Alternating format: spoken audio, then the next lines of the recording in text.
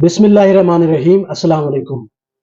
शेख मकतब है एक इमारत घर जिसकी सन्नत है रूही इंसानी।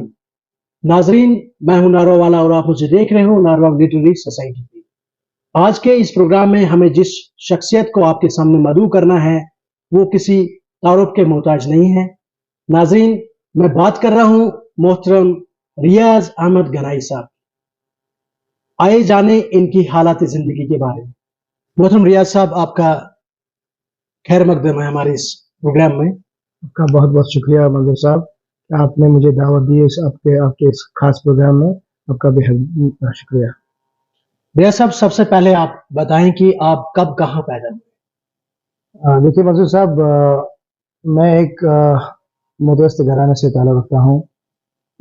मेरी पैदाइश शेरी आबाद शेरी में हुई है और मेरी इब्तदाई तालीम जिस स्कूल में मैं आज बस टीचर काम कर रहा हूँ, इसी स्कूल में मेरी इब्तदाई तालीम हुई है। गवर्नमेंट मिडिल स्कूल शेरी पाइन, उस टाइम में गवर्नमेंट प्राइमरी स्कूल हुआ करता था। उसके बाद जो मेरी तालीम शुरू हुई 8th के बाद, वो आज गर्ल्स हाई स्कूल है, उस टाइम वो हाई स्कूल हुआ करता था फतेहगढ़ में, तो जो आज हायर सेकेंडरी के नाम से जाना जाता है। तो वहीं मैंने मैट्रिक का इम्तिहान पास किया। उसके बाद मेरी 12वीं जमात की तालीम government higher secondary school boys Baramulla में हुई और 12th पास करने के बाद जब मैंने डिग्री कॉलेज बारामूला का रुख किया तो वहाँ पे मुझे एक काबिल ज़हीन, एक दानिश्वर मिले, मोहतरम प्रोफेसर इस्माइल साहब। जब मेरी पहली मुलाकात उनसे हुई तो उन्होंने कहा कि बेटा आप कहाँ से हैं, मैंने अपना तारुफ दिया। उसके बाद उन्होंने कहा कि अगर आप एडमिशन लेना चाहते हो तो हमारे पास कुछ एक दो नए कोर्स आए हैं। एक तो BCA है और MCVP है, मास कम्युनिकेशन वीडियो प्रोडक्शन। तो बेसिकली क्योंकि गांव से जो लोग जाते हैं उनको इतना एक्सपोजर नहीं होता है, तो मुझे इस सब्जेक्ट के बारे में काफ़ी रिसर्च करनी पड़ी कि मास कम्युनिकेशन होता क्या है। और मैंने ये ठान ली कि मैं दोनों में, BCA का तो बैचलर्स ऑफ कंप्यूटर एप्लीकेशन हुआ करता था, तो उसमें थोड़ी बहुत नॉलेज थी क्योंकि कंप्यूटर उस टाइम काफ़ी एडवांस सिस्टम में था एजुकेशन डिपार्टमेंट में। तो मैंने कहा कि मैं इस पे मशवरा करके मैंने दोनों एग्जाम के लिए तैयारी की, दोनों एंट्रेंस के लिए तैयारी की। तो मुझे अपने मोहतरम उस्ताद मोहम्मद अशरफ जो इंजीनियर हैं पेशे से और उस टाइम में ट्यूशन पढ़ाते थे, तो मैंने उनसे मशवरा किया कि मास कम्युनिकेशन वीडियो प्रोडक्शन एक सब्जेक्ट आया है नया ही, तो इस बारे में मुझे आप आगाही करें और मुझे गाइड करें। तो उन्होंने मुझे कहा कि मुझे खुद भी इस बारे में पता नहीं है, तो लेकिन उस टाइम अल्लाह के नारा में मुझे लगा कि वही एक शख्स थे जिनने इंजीनियरिंग की थी। और फिर मैं कई लोगों के पास गया। जी, किस गांव से बिलोंग करते हैं? मोहम्मद अशरफ लोन साहब हैं, इंजीनियर मोहम्मद अशरफ लोन साहब। ये फतेहगढ़ गांव से ताल्लुक़ रखते हैं, तो हम वहाँ ट्यूशन पढ़ने जाते थे। तो he is the most genius man of the नारवा, जिन्होंने यहाँ के नौजवानों को काफी लगन और मेहनत से पढ़ाया है। जो ग्रामर वगैरह एक जमाने में पढ़ा, जी ग्रामर पढ़ा, इंग्लिश पढ़ाते थे, तो हम उनके पास पढ़ने जाते। वो फिजिक्स भी पढ़ाते थे 12th क्लास को, वो केमिस्ट्री भी पढ़ाते थे और हमें ग्रामर भी पढ़ाते थे। तो मुझे लगता है जो भी मैं आज लिख पाता हूँ या बोल पाता हूँ, पहले अल्लाह का करम है, फिर उनकी देन है। तो उसके बाद जब हम मेरी सिलेक्शन दोनों स्ट्रीम में हुई, BCA में भी और मास कम्युनिकेशन में भी जी। लेकिन मेरा बैकग्राउंड आर्ट्स था, BCA एक साइंस सब्जेक्ट था, तो मुझे लगा कि फिजिक्स उसमें इन्वॉल्व है, इलेक्ट्रॉनिक्स इन्वॉल्व है, तो मैं नहीं कर पाऊंगा। तो फिर मैंने मास कम्युनिकेशन के बारे में जब जानकारी हासिल की तो मुझे कई दोस्तों ने गाइड किया और मैं मिला एक सीनियर सहाफ़ी बारामूला के थे, मोहतरम एहसान मीर साहब, जो आज हिंदुस्तान टाइम्स में है। तो उन्होंने मुझे कहा कि ये पेशा ऐसा है, उन्होंने मुझे पेशे का तारुफ दिया और मैंने मास कम्युनिकेशन बैचलर्स की। उसके साथ मुझे सोशियोलॉजी सब्जेक्ट थी और पॉलिटिकल साइंस था। तो उस टाइम सेटअप नहीं था, ये पहला कॉलेज था नॉर्थ इंडिया में जिन्होंने मास कम्युनिकेशन वीडियो प्रोडक्शन का कोर्स शुरू किया था। तो we were in the first batch in 2004। मेरे साथ जितने भी साथी थे जिनने पहली बार ग्रेजुएशन की, मैं अल्लाह के नारवा में पहला लड़का हूँ जिन्हें मास कम्युनिकेशन किया। और मेरे साथ एक और दोस्त है, वो भी आज टीचर हैं, मुदस्सिर अहमद खान कालेबन के। तो लेकिन मैंने शुरुआत से ही मुझे पैशन थी सहाफत में जाने का और लोगों के मसाइल अरबाब इक़दार तक पहुंचाने के लिए मैंने स्टार्ट से स्टूडेंट एज से ही मेहनत शुरू की और मैंने एक अखबार को लिखना शुरू किया, कश्मीरी न्यूज़, जिन्होंने जो मेरा फैमिली न्यूज़पेपर है, जिनने मुझे काफ़ी हेल्प की, हैंड होल्डिंग की और मैंने स्टूडेंट वहाँ कंट्रीब्यूशन शुरू की, वहाँ लिखना शुरू किया। उसके बाद मैंने रेडियो ज्वाइन किया, All India Radio as news correspondent Baramulla. तो और उसके बाद मैंने दूरदर्शन भी ज्वाइन किया जी। तो कई सारे अखबारों में काम करने का मौका मिला इस दौरान। जब मेरी ग्रेजुएशन कंप्लीट हुई तो मैंने एक नेशनल टीवी ज्वाइन किया, फोकस टीवी, और उसके बाद हिंदुस्तान टाइम्स में इंटर्नशिप मिली।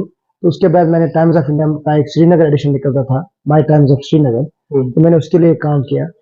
मुझे नहीं लगता कश्मीर में कोई अखबार होगा जिसमें मेरी खबर न छपी है, कोई एजेंसी के साथ भी काम करने का मौका मिला। तो इस दौरान काफी लोगों ने मेरी मदद की और शुक्र है अल्लाह का कि मैंने कमा हो को कोशिश की कि अपने इलाके नारवाव को वो मुकाम दूं, यहाँ के मसाइल को उजागर करूं और यहाँ के लोगों के मुश्किलात जो है वो सामने लाऊं और यहाँ की जो खासकर खूबसूरती है उसको मैं सामने लाऊं। जो आप इको पार्क देखते हैं, मैं रेडियो में काम करता था तो मैं खादिनार कभी नहीं गया था। नाव में मैंने जब वहाँ ट्रैवल किया तो मैंने एक स्टोरी वहाँ से जनरेट की। तो उसके बाद क्योंकि उस time Muzaffar Hussain Beg tourism minister हुआ करते, जो फाइनेंस मिनिस्टर भी थे, उन्होंने जब स्टोरी रेडियो पे सुनी तो वो फौरन उन्होंने एक दौरा किया और इस जगह को टूरिज्म मैप पे लाया गया और ये एक खूबसूरत सी पार्क बनी और उसमें गंडोला का भी उसमें जिक्र हुआ था, लेकिन फिर वो नहीं हुआ। तो यहाँ के एजुकेशन के हवाले से जो मैंने खबरें की, जिनमें कई हायर सेकेंडरियाँ बने आज इस इलाके में, कई हाई स्कूल्स बने, तो जितने भी या हॉस्टल्स आज देखते हैं आप, तो जो भी मुझे लगा था कि ये एरिया है, यहाँ पे रोड नहीं है, सड़कें नहीं है, बिजली नहीं है, तो हम नुमाइंदगी करते थे और उन लोगों के मसाइल आगे लेते थे तो ताकि इस इलाके की डेवलपमेंट हो। मैंने अपने नारवाव पे ही फोकस नहीं किया, मैं नॉर्थ कश्मीर पूरा कवर करा। उस टाइम बांदीपोरा, बारामूला, कुपवारा एक ही डिस्ट्रिक्ट हुआ करता था जी। तो मैं नॉर्थ कश्मीर के लिए रिपोर्टिंग करता था। तो 10-20 साल मैंने profession as a correspondent, then as a reporter and as a bureau chief काम किया। तो शुक्र है अल्लाह का कि सहाफत के मैदान में मैंने अच्छा नाम कमाया और लोगों ने भी काफी सपोर्ट किया। कई अवार्ड्स मिले डिस्ट्रिक्ट एडमिनिस्ट्रेशन की तरफ से, अपने सिविल सोसाइटी की तरफ से। तो लोगों ने भी जो भी हमने काम किया तनदेही से किया और लोगों के खातिर किया और अपने समाज को कुछ देने के लिए किया। ये मन में एक बात थी, मुझे अपने वालिद की वो नसीहत याद थी कि अगर मैंने आपको इस शोबे में भेजा है तो आपको इस समाज को कुछ देना है, ताकि मैं ये कहूँ कि अगर मैंने अपने बच्चे को पाला, उसको एजुकेशन दी, तो उसने इस समाज के लिए कुछ कर दिखाया। तो उसके बाद अल्लाह का करना था कि मेरी एक लाइन थी, तो एक शिफ्ट आ गया इसमें। मेरा बड़ा भाई है जिन्होंने मेरी काफी गाइडेंस की है, वो पुलिस में चले गए। तो मेरे छोटे भाई हैं मुफ्ती निसार अहमद गनाई साहब जी, तो वो दारुल देवबंद में उनकी तालीम चल रही थी, तो वो दोनों घर से आउट थे। तो मुझे ये लगा कि घर के भी जिम्मेदारियां हैं, माँ बाप की भी जिम्मेदारियां हैं, उनकी तरफ मुझे ध्यान गया। और हालांकि मेरी फेलोशिप मिली थी, फोर्ड फेलोशिप, उसमें सिलेक्शन हुई थी मेरी। मेरी दोस्त हैं ताहिरा फिरदौस, वो इस वक्त इजिप्ट में है, तो उनने वो फेलोशिप हासिल की, लेकिन मैं डोमेस्टिक इश्यूज की वजह से नहीं जा पाया। तो मैंने फोकस किया कि नहीं, मेरे माँ बाप के भी हुकूक हैं और मेरे समाज के भी हुकूक हैं, अगर मैं यहाँ भी रहूं तो मैं यहाँ भी कंट्रीब्यूट कर सकता हूँ। अल्हम्दुलिल्लाह बारामूला में भी रहकर, नॉर्थ कश्मीर में ही रहकर मैंने हिंदुस्तान के नेशनल अखबार में भी लिखा, मैंने नेशनल टेलीविजन पे भी के भी साथ काम किया। तो शुक्र अल्लाह का, अभी तक जितने भी मेरे दोस्त हैं, मेरे उस्ताद हैं जिन्होंने मेरी हैंड होल्डिंग की है, मेरे एडिटर हैं बशीर मंजर साहब, मेरे उस्ताद हैं मोहतरम तारिक मसूदी साहब, और यहाँ के मेरे जो प्राइमरी से मिडिल स्कूल तक के जो उस्ताद रहे, मोहतरम याहया शाह साहब, मोहतरम गुलाम नबी वानी साहब, मंजूर अहमद बगदादी साहब जिसे हम कहते थे, मोहतरम शेख साहब, बहुत से उस्तादों ने मेरी जिंदगी में जो बाहर आई है उनका योगदान है, उनमें अच्छा कंट्रीब्यूशन है। तो मेरा फोकस लाइफ में यही रहा कि मैं अपने समाज को कुछ दे पाऊँ। रियाज सर, चूंकि आपने अपने वालिद साहब के बारे में बात की, जी अब अपनी फैमिली के बारे में बताइए, किस फैमिली से आप बिलोंग करते हैं? जी मेरे दादा का नाम हाजी अब्दुल अजीज गनाई थे। वो पेशे से मैकेनिकल इंजीनियरिंग डिपार्टमेंट में एज रोल ऑपरेटर काम कर रहे थे। हमारा जो ज्यादातर जो मेरे खानदान के लोग हैं वो मैकेनिकल इंजीनियरिंग डिपार्टमेंट से ही वो वाबस्ता थे। और मेरे वालिद साहब जो हैं वो भी मैकेनिकल इंजीनियरिंग डिपार्टमेंट में काम कर रहे थे, हाल ही में रिटायर हो गए। जी। तो उनकी जो तालीम हुई है वो श्रीनगर में हुई है, मेरे वालिद साहब की भी, और बारामूला के तालीम इदारों में हुई है। तो उनको कुछ ख्वाब थे ज़िंदगी में कि मैं अपने बच्चों को ऐसी तालीम दूँ ताकि वो अपनी दुनिया और अपनी आखिरत को दोनों को सँवार सकें। बिल्कुल। तो उन्होंने मुझे पहले ये उनकी ख्वाहिश थी कि मैं एक डॉक्टर बनूँ, और मेरे दूसरे भाई के लिए वो सोचते थे कि एक इंजीनियर बने, और मुफ्ती जो मेरे छोटे भाई हैं मुफ्ती साहब, वो सोचते थे कि ये एक हाफ़िज़ कलाम वाला बने। अल्हम्दुलिल्लाह वो एक हाफ़िज़ कुरान भी हैं। जी, जी। और वो आज मुफ्ती हैं, उन्होंने दारुल देवबंद से ही फारिग हुए हैं, अपनी तालीम हासिल की है। जी। तो मेरी 3 बहनें हैं, तो जिनकी शादी हो चुकी हैं। और मेरे पीछे अगर मेरी कामयाबी का राज़ है वो मेरी माँ है। क्योंकि मेरे वालिद साहब जो हैं अक्सर ड्यूटी पे रहते थे, बाहर रहते थे। तो मेरी माँ अगरचे उन्होंने ज़्यादा तालीम हासिल नहीं की है, लेकिन मेरी पढ़ाई में जितना भी उन्होंने कोशिश की है as a mother, as a माँ, इतने प्यार शफ़क़त उन्होंने दिया है, जो दूध बुक से ताल्लुक़ रखते हैं। तो आज मैं जो भी हूँ अपने माँ-बाप की वजह से, और मेरे भाई-बहनों ने जितना भी मुझे सपोर्ट किया है, उसके बाद मेरे उस्तादों ने, मेरे दोस्तों ने, और जितने भी मेरे रिलेटिव्स हैं, सबका मेरी जो लाइफ है उसमें काफ़ी कंट्रीब्यूशन है। मैं सबका शुक्रिया अदा करता हूँ, और आज जिस मुकाम पे भी हूँ पहले अल्लाह का शुक्रिया और फिर इन सब लोगों का शुक्रिया।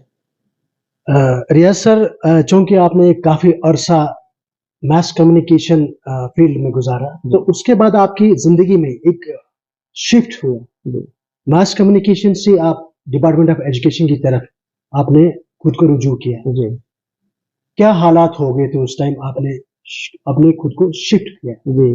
जब मैंने सहाफ़ती मैदान में था तो मैं जब मैंने अपनी ग्रेजुएशन कंप्लीट की और उसके बाद मैं मास्टर्स के लिए चला गया, जी।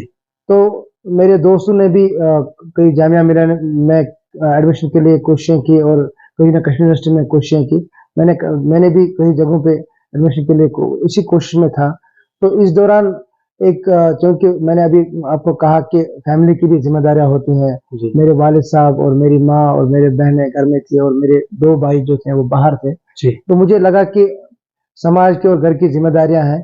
तो मेरे वालिद साहब ने मुझे कहा कि यहाँ टीचर्स पोस्ट एडवर्टाइज़ हुए हैं तो आप उसमें, तो मेरे उस्तादों ने उससे नहीं माना, कहा कि ये लड़का इस लाइन में नहीं जाएगा। हम इससे चाहते हैं कि ये केस ऑफिसर बने, और किसी या मीडिया लाइन में है तो इसको आप मीडिया लाइन में ही रहने दीजिए। तो दरअसल ऊपर वाले का करना था, और मेरे वालिद साहब ने कहा कि नहीं, हमें एक बच्चे की ज़रूरत है घर में। अगर 2 बच्चे बाहर हैं, एक पुलिस में है और एक दारुल देवबंद में है, तो मैंने कहा ठीक है, पहले सबसे प्रायोरिटी एक माँ-बाप होती है ज़िंदगी, तो फिर बन ही जाती हैं। तो मैंने इस लाइन को चूज़ किया, हालाँकि I have come in this profession not by choice but by chance, teaching profession में आया। लेकिन जब मैं इस प्रोफेशन में आया तो मुझे लगा कि ज़िंदगी में सबसे बेहतरीन अगर कोई काम है तो वो एक मौलिम का है, एक उस्ताद का है, जो अपने समाज को कुछ दे सकता है। क्योंकि मेरी ज़िंदगी में जिन लोगों का कंट्रीब्यूशन है वो उस्तादों का है। तो क्यों, अगर मैं सहाफ़ी मैदान में अपने समाज के लिए निकला हूँ, अपने समाज को कुछ देने के लिए निकला हूँ, तो मैं भी इस प्रोफेशन में आके अपने समाज को डेफिनिटली कुछ दे पाऊँगा। तो ये और ये मुस्तकबिल हमारे हाथों में है, उस्तादों के हाथों में होता है। तो मैंने कमा-हक़ूक़ कोशिश की कि मैं इस लाइन में आके एक बेहतरीन उस्ताद के तौर पर मैं अपने समाज को कुछ दे पाऊँ। क्योंकि आपने एक काफ़ी अरसा जर्नलिज्म में आपने इन्वेस्ट किया, आपने मतलब कीमती टाइम जो आपकी लाइफ का था, वो जो एक्सपीरियंसेस आपने गेन किए, उसका कोई रोल रहा आपको जब आगे आने वाले कल में जब आप एज टीचर सोसाइटी में काम करने लगे? डेफिनेटली रोल रहा। अगर आप देखेंगे कि हमारे जो टीचर्स हैं, जब मैंने डिपार्टमेंट ऑफ एजुकेशन ज्वाइन किया, तो यहाँ ओरिएंटेशन कोर्सेज हुआ करती थी, टीचर्स ट्रेनिंग हुआ करती थी। तो जो हमारे रिसोर्स पर्सन्स आया करते थे इसमें ट्रेनिंग देने के लिए टीचिंग प्रोफेशन की, तो मैंने देखा कि ट्रेनिंग के दौरान टीचर आगे आने से कतराते थे, बिल्कुल। वो कुछ बोलने से कतराते थे। शुक्र अल्हम्दुलिल्लाह जिस प्रोफेशन से मैं आया था, तो मुझे बोलना स्टेज पे आना मेरे लिए कोई नई बात नहीं थी। तो मैंने अपने उस्तादों को ट्रेन किया कि आप आगे आएँ और बोलें, क्योंकि ये शायनेस जो हम में है, ये हमारे बच्चों में ट्रांसफर होते हैं। जी। तो मुझे चूज़ किया गया, डिपार्टमेंट एजुकेशन ने मुझे एज़ रिसोर्स पर्सन लिया, हालाँकि मैं उस टाइम काफ़ी यंग टीचर था, मुझे as resource person English subject लिया गया। मैंने 3-4 साल एज़ टीचर ट्रेनर काम किया अंडर सर्व शिक्षा अभियान। जी। तो मेरा क्लस्टर मलपोरा था।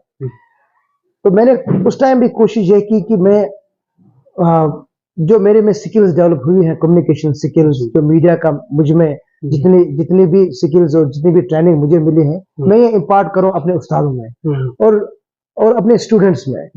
तो जो एक्सपीरियंस मैंने गेन की थी मास कम्युनिकेशन से, सहाफत के मैदान से, वो मैंने बरकरार लाई और अपने टीचिंग प्रोफेशन में मैंने अच्छा योगदान दिया, अच्छा मैंने काम किया। चूंकि आपकी स्कूल की एक बच्ची शाहिदा बानो के नाम से, जिनका हाल ही में जापान के लिए सिलेक्शन हुआ, और बहैसियत मेंटोर आप आपकी सुपरविजन में वो काम कर रही है इनोवेशन फील्ड में। जी। ये सफर कैसे शुरू हुआ? जी मंजूर साहब, डिपार्टमेंट एजुकेशन में बहुत सी स्कीम्स है जो हमारे गांव देहात में लोगों को पता नहीं है, लेकिन सरकार उसके लिए काम कर रही है कि जो इनोवेटर्स हैं, चाहे वो अनसंग हीरोज हैं जो इनोवेशन के लिए काम करते हैं, ऐसे ही एक scheme department of science and technology government of India चला रही है इंस्पायर मानक के नाम से। तो इस स्कीम में स्कूली बच्चे 6 से 10 साल के बच्चे, उनको इनवाइट किया जाता है कि आप अपने इनोवेटिव आइडियाज लेके आए जी, तो सबमिट करें जी। पूरे इंडिया में तकरीबन 10 लाख आइडियाज हर साल सबमिट होते हैं। तो जब मुझे इस स्कीम के बारे में पता लगा, तो मैंने कहा कि हम अपने बच्चों में एक ब्रेनस्टॉर्म सेशन करें, उनको ये बताएं कि ये इनोवेशन होती क्या है। मैंने पहले अपने बच्चों को आगाह किया कि इनोवेशन होती क्या है। उसके बाद उन्हें ब्रेनस्टॉर्म सेशन में डाल दिया कि आपके आसपास कई प्रॉब्लम्स हैं, उनके सॉल्यूशंस ढूंढने के लिए हमें कुछ इनोवेटिव करना है। तो हमने अपने बच्चों को इस मैदान में डाला और सबसे पहली इनोवेशन हमने एक की, मेरे स्कूल में एक स्टूडेंट था आकिब अहमद नजार के नाम से, हमने एक ऑल वेदर अम्ब्रेला बनाया। उस बच्चे ने कहा कि सर, हमारे कश्मीर में विंटर आता है, तो हमारे जो बुजुर्ग लोग हैं वो जब बाहर जाते हैं तो उनके पास एक हाथ में कांगड़ी होती है, एक हाथ में टार्च होती है, तो उनके सिर पे छाता होता है, तो वो कहीं स्लिप हो जाते हैं, गिर जाते हैं। तो मैं चाहता हूं कि एक ऐसा अम्ब्रेला बनाऊं जो ऑल वेदर हो, जो धूप में भी चले, जो बर्फ में भी चले और जो बारिश में भी लगे, और उसके साथ साथ वो अम्ब्रेला जो है वो लाइट का काम भी करे, क्योंकि कश्मीर एक टर्माइल प्लेस थी, जहाँ पे हालात ठीक नहीं थे, तो सिक्योरिटी का रीजन था। तो उसने कहा कि सर, रात में जब सिक्योरिटी फोर्सेस बाहर होते हैं तो वो हैंड्स अप के लिए कहते हैं, तो लोगों के पास लाइट होनी चाहिए, लालटेन होनी चाहिए। उसने एक इनोवेशन ये की कि उसने अंदर से लाइट लगाए, अगर कहीं से आपको आवाज आती है तो आप एक स्विच ऑन करके आपका बहुत सा एरिया इल्यूमिनेट होता है। तो वो पहली इनोवेशन हमने थी। तो जब हमने कहीं नमाज के लिए जाते थे जी, तो वो हमारे बुजुर्ग लोग रात को नमाज के लिए जब वो स्लिप हो जाते हैं, तो एक तो छिड़ी का भी काम करेगा और टार्च का भी काम करेगा, और अगर कहीं पे वो फिसल जाए तो उनके पास कांगड़ी एक हाथ में होते हैं, तो उनको 2 ही हाथ अल्लाह ने दिए हैं, तो 2 हाथ, एक हाथ में तो उसको अम्ब्रेला रहेगा, उसको मल्टीटास्किंग। हाँ, तो मल्टीटास्किंग, उसने ऑल वेदर अम्ब्रेला उसको हमने नाम दिया। और जब हमने इस एरिया को फ्लोट किया, वो एरिया सिलेक्ट हो गया। उसके बाद हमने डिस्ट्रिक्ट लेवल पे कंप्लीट किया और स्टेट लेवल पे हमने कंप्लीट किया। ये कब की बात है? ये तकरीबन 2007 की बात है। तो उस टाइम मुझे 3 साल ही हो गए थे इस फील्ड में आए हुए। तो जब हमने ये आइडिया डेवलप किया, तो मुझे लगा कि ये सिलेक्ट नहीं हुआ तो मुझे I should not look back, कि अगर ये नेशनल लेवल के लिए नहीं गया, तो क्योंकि हमने जब वहाँ एक्सपोजर मिला हमें कि बहुत से लोग इनोवेशन लेके आते हैं कश्मीर से और खासकर साउथ कश्मीर से, तो हमें लगा कि हम क्यों नहीं कर पाएंगे, हमें भी जाना चाहिए। फिर जब नेक्स्ट ईयर और इनवाइट्स की गई एप्लीकेशंस, तो मैंने अपने स्टूडेंट्स को कहा कि हम कुछ और अच्छे इनोवेटिव आइडियाज दें। फिर 2-4 स्टूडेंट्स ने आइडियाज लेके आए, हमने वो फाइल किए। तो एक बच्ची है शाहिदा, जिसकी आप बात कर रहे हैं, तो हमारे हमसायगी में एक एक्सीडेंट हुआ था जिसमें कई लोग मारे गए थे, एक ही फैमिली के। तो ये बच्ची आई कि सर, क्योंकि बहुत से एक्सीडेंट्स होते हैं, छोटे बच्चे बाइक्स लेके जाते हैं, चोरी छुपे माँ बाप की गाड़ियां चोरी करते हैं, जी। ले जाते हैं, फिर रोड एक्सीडेंट्स होते हैं, उसमें बहुत सी कीमती जाने चली जाते हैं। सर क्यों ना हम एक ऐसी की बनाए, स्मार्ट की बनाए, जिससे इस तरह हमारा फोन कंट्रोल होता है फिंगरप्रिंट सेंसर से। अगर आपका फोन कहीं पे भी रह जाए तो आपके फिंगरप्रिंट के बगैर उसको खोल नहीं सकता है। तो इसने इस लाइन से, इस क्यू से ये आइडिया लिया कि हम गाड़ी में भी एक फिंगरप्रिंट सेंसर का यूज करें गाड़ी की की में, ताकि अगर बच्चा चाबी ले जाए तो ताकि वो गाड़ी नहीं चला सके या गाड़ी स्टार्ट नहीं हो पाए। तो हमने इस आइडिया को बनाया, और क्योंकि मेरा बैकग्राउंड मैंने पहले ही कहा कि आर्ट से था, लेकिन शुक्र अल्लाह का जो स्किल्स मुझ में एज जर्नलिस्ट ट्रांसफर हुई थी, तो हमने उनको बड़े कार ला के इस आइडिया को एग्जीक्यूट किया और उसको फ्लोट किया, तो ये आइडिया सिलेक्ट हुआ। उसके बाद जब ये सिलेक्ट हुआ तो हमें कहा गया कि प्रोटोटाइप बनाने के लिए, क्योंकि इसमें टेक्नोलॉजी का फिंगरप्रिंट सेंसर का यूज था, इलेक्ट्रॉनिक्स का यूज था, प्रोग्रामिंग का ये था, तो हमारे पास कुछ रिसोर्सेज नहीं थे। हम एक गवर्नमेंट स्कूल से थे, मिडिल स्कूल से थे और गांव देहात से थे। तो मैंने वसाइल ढूंढने शुरू किए कि मैं किस तरह से इस प्रोजेक्ट को, इसको एज प्रोटोटाइप शेप दूं, how to convert my idea into small prototype. तो उसके लिए हमें कश्मीर यूनिवर्सिटी का रुख किया, हमने IIT श्रीनगर का रुख किया। मुझे याद है, अल्लाह ताला मगफिरत करें, प्रोफेसर भट्ट साहब को, जो हेड HOD थे इलेक्ट्रॉनिक डिपार्टमेंट के, इनने हमारे हैंड होल्डिंग की, जब उन्हें ये आइडिया सुना तो उन्होंने हमें गाइड किया कि आप किस तरह से इसको प्रोटोटाइप। उन्होंने हमें कई साइंटिस्ट से मिलवाया वहां पे, जो इलेक्ट्रॉनिक डिपार्टमेंट से इंजीनियर्स थे। तो हमने, उसके बाद कोविड हुआ तो हमें बाहर से सामान मंगवाना पड़ा इस प्रोटोटाइप के लिए। तो जब हमने इस प्रोटोटाइप को बनाया उनकी हेल्प से, तो फिर हम स्टेट लेवल में गए इस प्रोटोटाइप को लेके, और हमारी सिलेक्शन हुई नेशनल लेवल के लिए। तो out of 1 lakh entries across India, 60 best ideas were selected and we got 21st rank. तो हमें हमारी इस आइडिया को 21वीं रैंक मिली और we got a national award. तो उसके बाद जब ये नेशनल अवार्ड हमें मिला तो ये बात बाहर गई, क्योंकि हमें हमारे जो डिपार्टमेंट ऑफ एजुकेशन के जितने भी ऑफिसर्स हैं उन्होंने हमारे इस कोशिश को सराहा और इस बच्ची के आइडिया को सराहा, और हमें सराहा कि आपने एक नेशनल अवार्ड लिया। क्योंकि कश्मीर से हम सिर्फ 2 बच्चे थे, एक साउथ कश्मीर की एक लड़की थी और बारामूला डिस्ट्रिक्ट से ये लड़की थी जिन्होंने नेशनल अवार्ड हासिल किया इंस्पायर मानक में। उसके बाद हम दिल्ली गए और इस अवार्ड को हासिल करने के लिए इस बच्ची को एक लैपटॉप मिला और एक ट्रॉफी मिली। और इसके फैमिली में इसके पास, मैं इसकी फैमिली बैकग्राउंड बताऊं कि वो उस घराने से ताल्लुक है, माँ ने पढ़ा है और बाप उसका सिंपल मजदूर है। तो उसकी फैमिली में एक नई सी जान आ गई, एक नई सी बाहर आ गई कि उनकी इस घर की बच्ची ने एक ऐसा इनोवेशन किया जिसने पूरे कश्मीर को ही नहीं पूरे हिंदुस्तान को रेवोल्यूशनाइज किया। कि उन्हें टेक्नोलॉजी मैप पे लाया कि क्या एक छोटी सी बच्ची जो दुनिया को कुछ देने के लिए कोशिशें कर रहे हैं, उसके एक गाइड टीचर ने उसे एक राह दिखाई। तो शुक्र अल्हम्दुलिल्लाह, मुझे मेरा जो ड्रीम था अपने समाज को देने के लिए, तो वो 12 वर्ष साबित हुआ, वो ड्रीम रियलिटी में तब्दील हुआ। उसके बाद एक अपॉर्चुनिटी मिली कि इन्वेंट इंडिया चैलेंज, एक पूरे इंडिया में कलर्स टीवी का एक प्रोग्राम था, उसका नाम था इन्वेंट इंडिया चैलेंज। पूरे इंडिया से उन्हें एंट्रीज मांगी कि जो भी इनोवेटर्स हैं वो यहाँ पे आए और जो उनकी टेक्नोलॉजी प्रोटोटाइप्स हैं उनको आप टेक्नोलॉजी में कन्वर्ट करें। तो जब हमने उस प्रोग्राम के लिए अप्लाई किया तो काफी अड़चने आई इसके, क्योंकि उसको वहां जाना पड़ा, मुंबई जाना पड़ा, पुणे में रहना पड़ा, उसके फैमिली को मोटिवेट करना पड़ा। उसके लिए फॉर्म्स के लिए ऑनलाइन, उसके लिए मैंने तगदाव की, क्योंकि इंटरनेट उस टाइम हालात खराब थे कश्मीर में, इंटरनेट कहीं नहीं था। तो मैं डिप्टी कमिश्नर ऑफिस गया, वहां से एक्सेस किया इंटरनेट और इसका फॉर्म फिलअप किया और उसके बाद वो सिलेक्शन हुई। तो तब जाके ये बॉम्बे पहुंची और उनने तकरीबन 1 महीना वहां रुकी और उस प्रोटोटाइप को उन्होंने टेक्नोलॉजी में कन्वर्ट किया। वहां का काफी सपोर्ट रहा उस मीडिया ग्रुप का।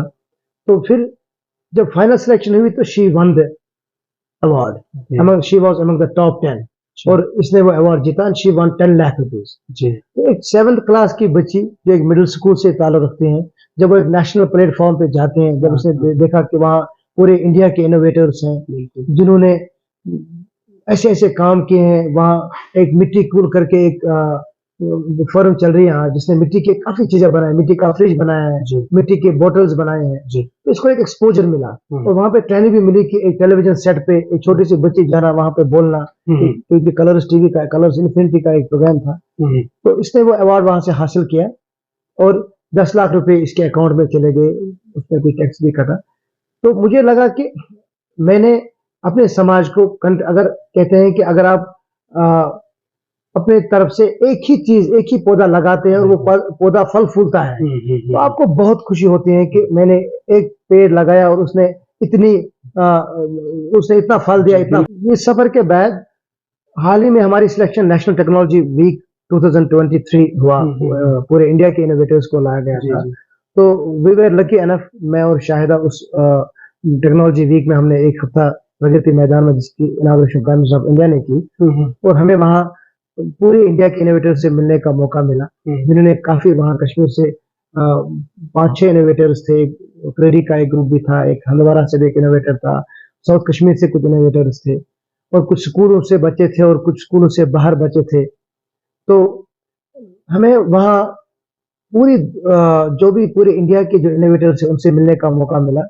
तो हमने वहाँ अपने प्रोजेक्ट को रखा, हमें हमारा स्टॉल था वहाँ, तो पूरे इंडिया के जितने भी बच्चे थे या साइंस और टेक्नोलॉजी के जितने भी एक्सपर्ट्स थे, उनसे मिलने का मौका मिला।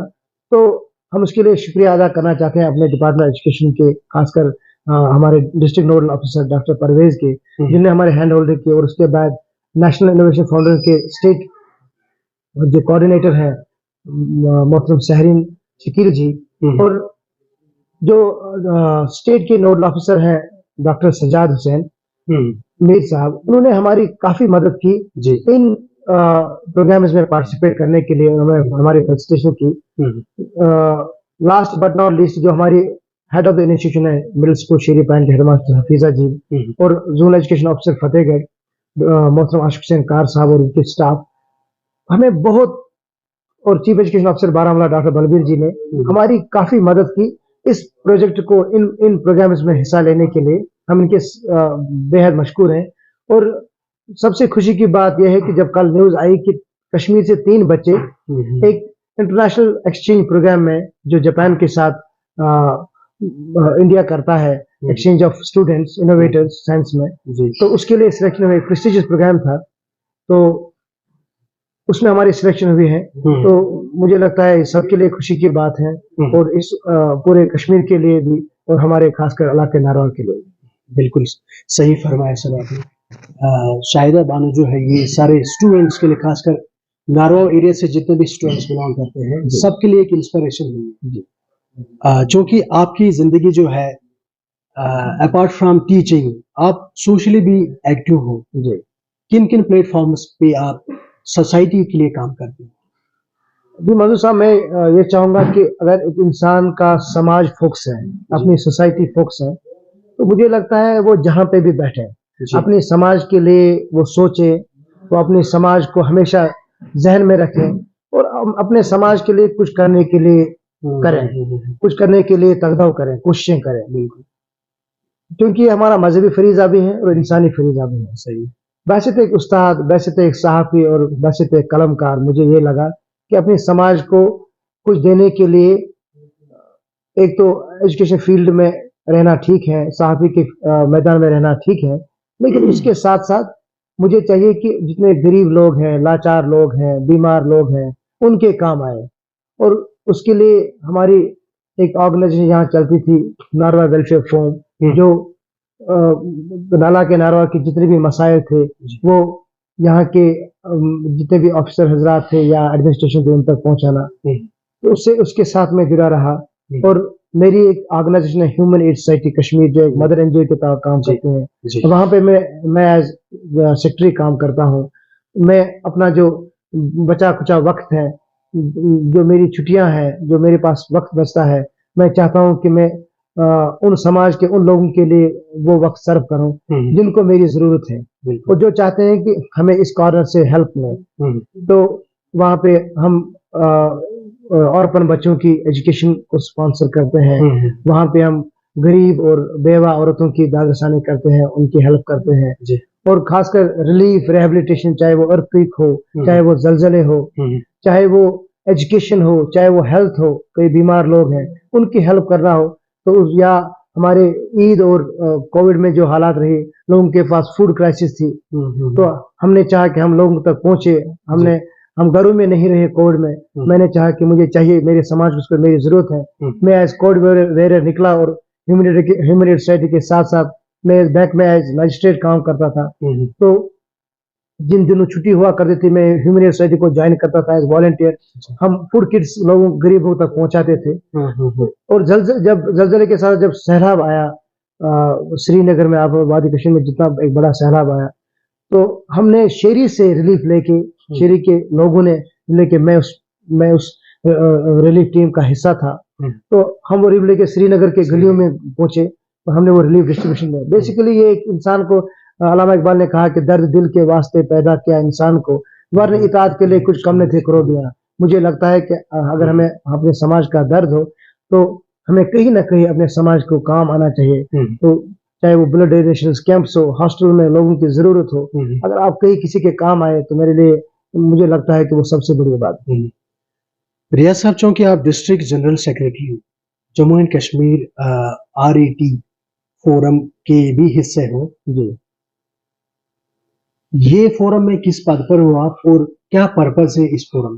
जी, बेसिकली जब मेरी अपॉइंटमेंट हुई, तो उस टाइम जम्मू कश्मीर में एक स्कीम चल रही थी, सर्व शिक्षा अभियान। तो उस टाइम जब टीचर्स की अपॉइंटमेंट हुआ करती थी, तो वो वैसे तो रहबर तालीम मेरी अपॉइंटमेंट हुई है जी। तो इन रहबर तालीम टीचर्स को काफी लेवल्स पे मुश्किलात का सामना था जी।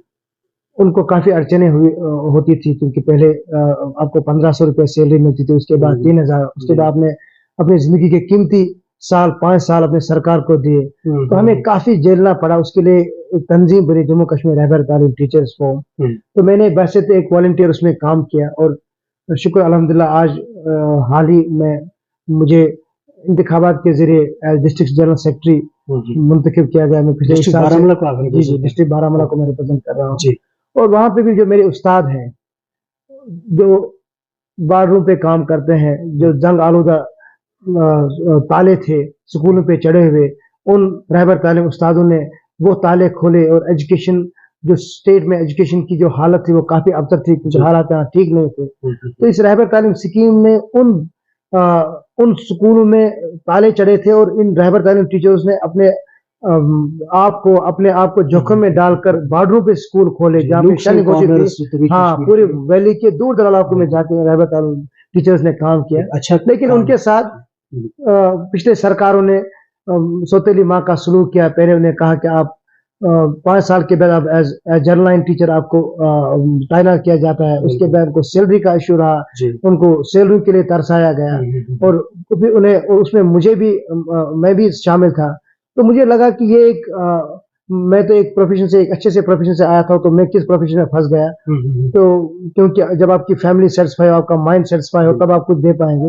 लेकिन इन सब चैलेंज को मद्देनजर रखते हुए हमने, जितने भी रहबर तालीम टीचर्स हैं, वो कंट्रीब्यूट करते हैं इस समाज को देने के लिए। लेकिन इसके साथ साथ हमने जद्दोजहद शुरू की कि हम अपने रहबर तालीम टीचर्स को सरकार के सामने उनकी कारकर्दगी को रखेंगे, और उनको कहेंगे कि हमारे मुतालबात हैं। तो शुक्र है अल्लाह का, आज जो रहबर तालीम टीचर्स हैं, वो एक अच्छी सी, ठीक ठाक अच्छे से सैलरी लेते हैं, अच्छे से काम करते हैं। और आज अभी भी कुछ लोग हैं जिनके मसाइल हैं, उनके लिए हम जद्दोजहद करते हैं। कहीं के रेगुलराइजेशन पेंडिंग है, कहीं के टाइम बाउंड प्रमोशन पेंडिंग है, कहीं को और कोई नामक लेक्चर्स में डाल दिया गया है। तो मैं इस ऑर्गेनाइजेशन के साथ जुड़ा हूं, ताकि मैं अपने टीचर्स की खिदमत करूं। और अपने टीचर्स जो है कौम के मेमार होते हैं, तो हम सरकार के पास जाते हैं, अपने मुतालबा रखते हैं, और टीचर्स के मसाइल का हल ढूंढते हैं। तो इसीलिए मैं इस ऑर्गेनाइजेशन के साथ जुड़ा हूँ। रियाज साहब, आज के वक्त में आप किस हद तक अपनी जिंदगी से मुतमईन हैं? शुक्र अल्हम्दुलिल्लाह, मैं काफी मुतमईन हूँ, क्योंकि जब आप कोई बाग लगाते हैं, उसमें आप फल देखते हैं, और आपको इत्मीनान होता है कि जितनी मेरी कोशिशें थी जिंदगी में, कठिनाइयों के बावजूद, मुश्किलात के बावजूद, वो बराबर साबित हुई। और आपने कहीं पे कुछ काम किया और कंट्रीब्यूट किया अपने समाज के लिए। चाहे आप एक छोटा सा काम करें, तो मुझे लगता है यहाँ पे एक छोटा सा काम एक 12th पास स्टूडेंट ने किया पूरे वर्ल्ड को, जिसे हम आज अपने एरिया को रिप्रेजेंट किया। हाँ, मार्क जकरबर्ग के नाम से जानते हैं, जिन्होंने फेसबुक बनाया। तो उसे लगा कि एक छोटा सा प्लेटफॉर्म है, हम यूनिवर्सिटी के स्टूडेंट्स बैठ के इस पे हम एक्सचेंज ऑफ आइडियाज करेंगे। लेकिन उसने पूरी दुनिया को यूटिलाइज किया। आज देखते हैं आप पूरी दुनिया जो है वो इस इनकलाब में है कि आज वो सोशल मीडिया पे ही है, और पूरी दुनिया को आप टेलीविजन छोड़ के, आप पूरी मीडिया को छोड़ के आप सोशल मीडिया पे आ गए हैं। तो एक छोटे से एक इंसान ने कोशिश की। तो जब उसने दुनिया में इनकलाब लाया तो मुझे लगा कि मुझे भी अपनी छोटी सी कोशिशें जारी रखनी चाहिए। और अल्हम्दुलिल्लाह मैं मुतमईन हूँ, चाहे वो तालीमी मैदान हो, चाहे वो सिविल सर्विसेज हो, चाहे वो सोशल सर्विसेज हो, चाहे वो डेवलपमेंटल सर्विसेज हो, मैं चाहता हूँ कि as an educator, as an innovator, as a writer मैं समाज के लिए कुछ काम करूँ। इतनी सारी भागदौड़ जो आपकी लाइफ में है जी, स्ट्रेस कभी फील करते हो?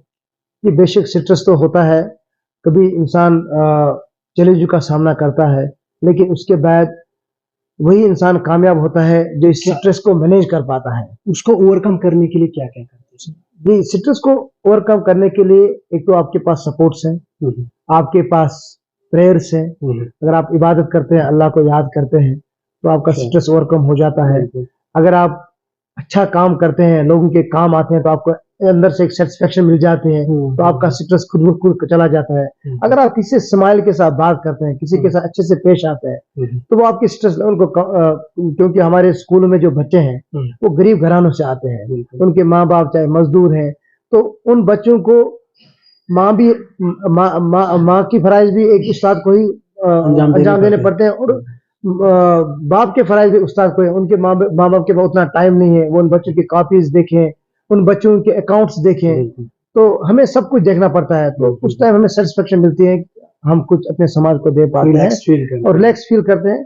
और लेकिन इसके बावजूद आपको पता है कि टेक्नोलॉजिकल दौर है, तो स्ट्रेस काफी रहता है, क्योंकि आज जब हम कोई भी एप्लीकेशन बाहर सबमिट करते हैं, या जब हम कोई भी किसी भी प्रोजेक्ट को फॉरवर्ड करते हैं, तो बाहर के लोगों को ये लगता है कि कश्मीर जिस तरह हमें यहाँ टेक्नोलॉजी से टेक्नोलॉजिकल एडवांसमेंट है, कश्मीर में भी वैसा है, लेकिन कश्मीर एक एंटायरली डिफरेंट सेटअप है। तो यहाँ पे काम करना डेफिनेटली चैलेंजिंग है और स्ट्रेसफुल है, लेकिन शुक्र अल्हम्दुलिल्लाह कि हमने अभी तक जितना भी काम किया है अच्छे से हमने कोशिश की स्ट्रेस को भी मैनेज करने के लिए, काम को भी करने के लिए। तो मुझे सेटिस्फेक्शन है कि जितना भी हमने काम किया अच्छे से किया, अगर कम ही किया तो अच्छे से किया।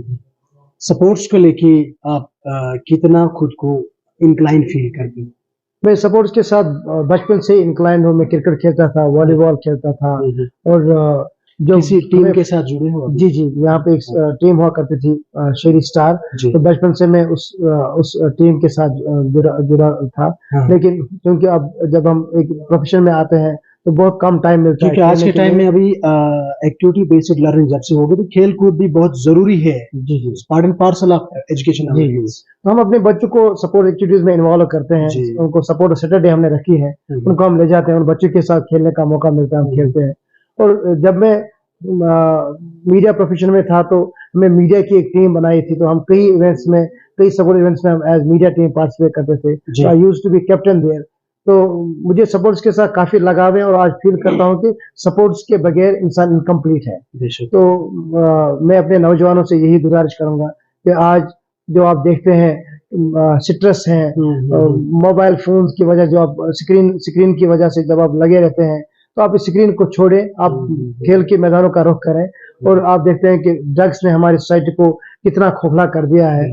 तो सपोर्ट से एक वाहिद जरिया है जिससे हम अपने समाज को बाहर निकालते। क्योंकि आप देखते थे पुराने जमाने में बच्चे शाम को देर से घर आते थे, खेलते कूदते थे, और आज आप अपने बच्चों को कन्फाइन कर रखा है 4 दीवारों के बीच।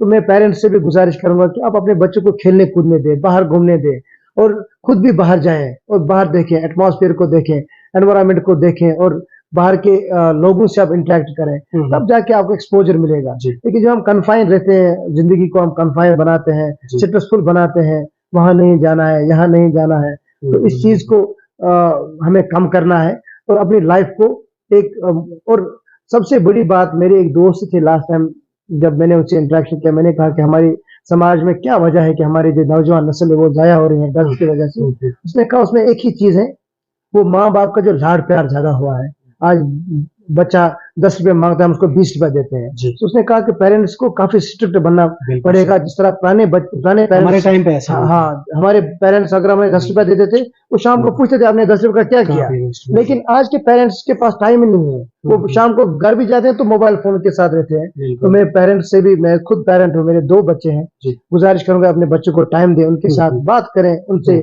उनको स्ट्रेस फ्री करें और उनसे पूछें कि आपको रिक्वायरमेंट्स क्या क्या है, तो उनके उन रिक्वायरमेंट्स को फुलफिल करें जो जायज है। तो एक्स्ट्रा पैसा ना दे, एक्स्ट्रा लाड़ प्यार ना दे, ताकि वो जिंदगी में एक अच्छे किरदार निभाएं और अच्छे इंसान बने। रियाज साहब, हम अगर अपने माहौल की आलूदगी के बारे में बात करें या हमारे एनवायरनमेंट को लेके, एक उस्ताद का कितना रोल है सोसाइटी में, सोसाइटी को अवेयर करे कि इसके क्या ड्रॉबैक्स है। जी मंजूर साहब, क्योंकि एक शेखुल आलम ने कहा है कि अनपोस्टेड विल पोस्टवान। तो जिंदगी तब है जब हमारा माहौल है। बदकिस्मती से हम में सिविक सेंस चला गया है, हम लोगों में। हम चाहते हैं कि जो हमें अंदर कूड़ा करकट घरों में है वो हम बाहर रोड पे राइट। तो बिल्कुल हमें चैरिटी बिगिंस एट होम, हमें घर से शुरू करना चाहिए।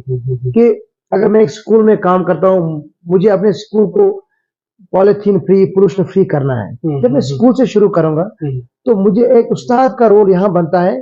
मैं अपने बच्चों को ये कहता हूँ, school is a mirror of society. सही। तो अगर किसी समाज को देखना हो तो उसके स्कूल को देखो, अपने स्कूल को साफ रखो, तो आप अपने कमरों को घर में साफ रखो, अपने घर को साफ रखो।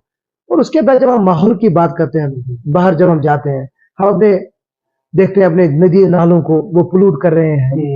हम अपने पुराने लोग तो ऐसा नहीं करते थे, हालांकि उनके पास कम एजुकेशन थी। क्योंकि आज के 10 साल पहले अगर देखा जाए तो नदी नाले जो थे इतने आलूगी नहीं थी, गंदगी के ढेर नहीं। वो अगर वो कम पढ़े लिखे थे, लेकिन वो माहौल को अपना समझते थे। वो सोचते थे नदी नाला मेरा है, इसका पानी मुझे पीना है। और अगर मैं यहाँ पे कूड़ा करकट डालता हूँ तो, मगर मलपुरा में कोई कूड़ा करकट डालता है, उसको ये चाहिए कि ये पानी शेरी जाएगा, शेरी में कोई बंदा पी रहा है, तो उसको मेरा ख्याल नहीं है। अगर मैं यहाँ पानी डालता हूँ, मुझे ये चाहिए कि उड़ी वाला बंदा ये पानी पी रहा है, चाहे मैं दरिया में डालूं या किसी नाले में डालूं या जंगल के किनारे पे डालूं।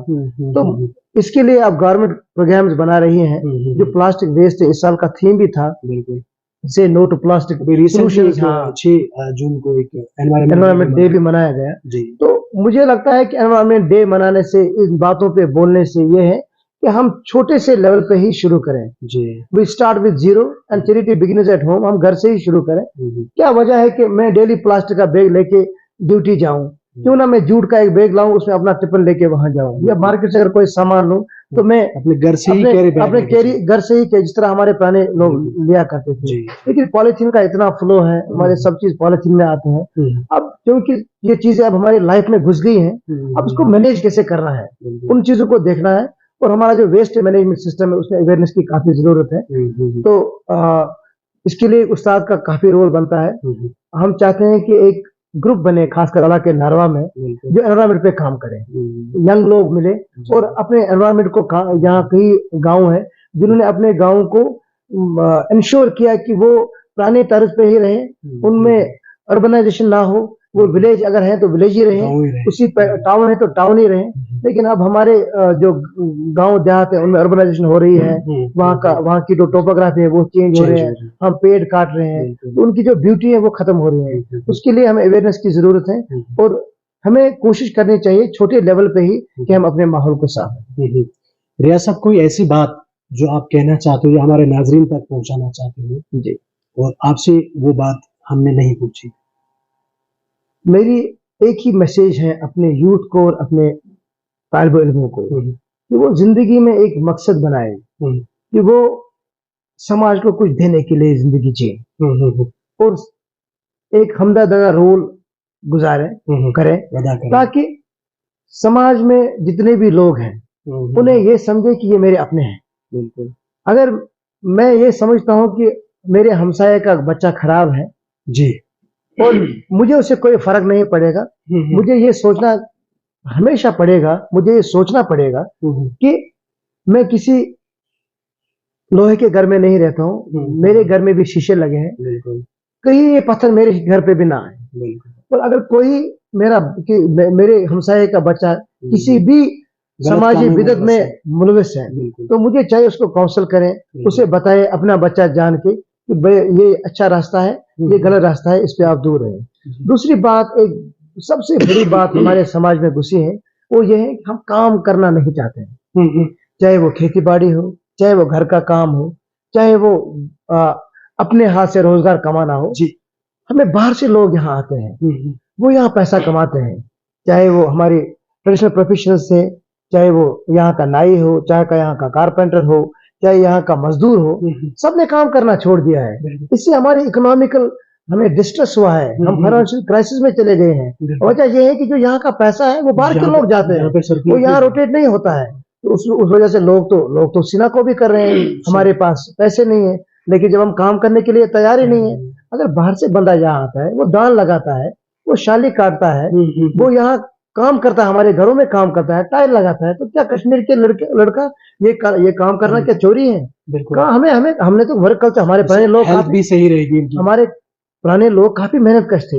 मेरे एक एक्सपर्ट से बात हुई, उसने कहा कश्मीर का जो जीन है जी वो काफी मेहनत का जीन है, उनके पास रोजी रोटी नहीं हुआ करती थी पुराने लोगों के पास। यहाँ खाना बहुत कम लोगों के पास 3 दिन के बाद खाना मिलता था, रोटी मिलती थी, 1 रोटी मिलती थी। आज अल्हम्दुलिल्लाह हमारे पास खाना काफी है, लेकिन जो हमारा जीन है वो मेहनत कश था। पुराने लोग यहाँ बेगारी का काम करते थे, जिम्मेदारी करते थे, क्राफ्ट्स का काम करते थे, कालीन बाफी करते थे, शाल का काम करते थे, काफी मेहनत कश थे, मेहनत करके वो कमाते थे। आज के लोगों के पास कमाने के जरिए हैं, लेकिन कमाना नहीं चाहते हैं। मैं जी क्या आप क्या करते हैं? जी मैंने ग्रेजुएशन की है, मैं घर में बैठा हूँ, रोजगार नहीं है, सब तो लोग सरकारी नौकरी के पीछे पड़े हैं, लोग तो स्ट्रेस में चले गए हैं। अपना काम करो, अपनी रोजी रोटी खुद कमाओ, ये मेरी मैसेज रहेगी अपने नौजवान पौध से और अपने बच्चों से। आप देखिए कि बाहर की दुनिया कहाँ चली गई है। तो फॉर्मल एजुकेशन, मैं लास्ट टाइम जब नेशनल टेक्नोलॉजिकल वीक में था, तो वहां पे जो एक्सपर्ट से बात है, उन्होंने कहा कि दुनिया काफी आगे चली गई है, तो फॉर्मल एजुकेशन है ये कमिंग टाइम्स में ये बंद होने वाली है।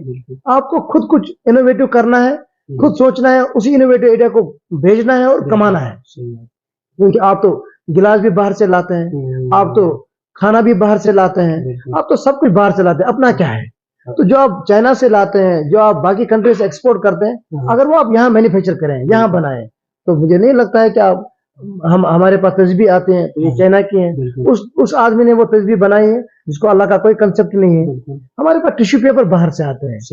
तो शुक्र है अल्हम्दुलिल्लाह आज कुछ नौजवानों ने कोशिशें की, आज हमारे पास लोग जो हैं वो तो इस मैदान में इस मैदान में आ गए हैं। आज हमारे पास सैनिटरी पैड्स बन रहे हैं, कई एंटरप्रेन्योर्स आ गए हैं जो छोटी छोटी चीजें जो हमारे रोजमर्रा की इस्तेमाल की चीजें हैं वो बनाते हैं। तो मैं चाहता हूँ सब लोग इसमें आए। जिस तरह आज हम जहाँ पे हम ये इंटरव्यू रिकॉर्ड कर रहे हैं, ये एक लड़का है जिसने MBA किया है, इसने सोचा कि मैं अपने समाज को कुछ दूं, एक तो सर्विस प्रोवाइड करूं, दूसरा मैं अपना रोजगार कमाऊं। और मुझे लगता है कि इसी से हमें सबको क्यों लेना चाहिए, ये लाइन लेनी चाहिए कि हम अपना रोजगार, आज सोशल मीडिया का दौर है, लोग सोशल मीडिया पर रोजगार कमाते हैं, तो हम क्यों ना कोशिश करें और कमाएं। तो ये मेरी गुजारिश रहेगी अपने स्टूडेंट से, अपने बच्चों से, कुछ इनोवेटिव सोचे, समाज को कुछ दे, अपना रोजगार भी कमाए और दूसरे के लिए भी जिंदगी जिए।